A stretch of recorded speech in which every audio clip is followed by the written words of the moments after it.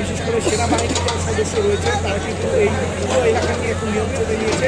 হাজার হাজার উৎসুক জনতা এখানে আসছেন এবং ভিড় করছেন। ফলে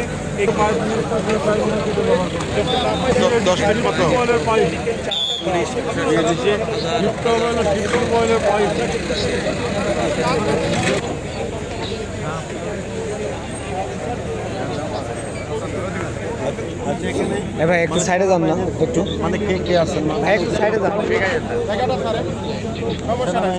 সবাই চাচ্ছে যে ভালো ভালো ঠিক আছে জায়গাটা আপনি ইয়ের মধ্যে ঢুকে যাচ্ছেন, চেষ্টা করতে ভাই ফ্রেমের মধ্যে ঢুকছেন কেন?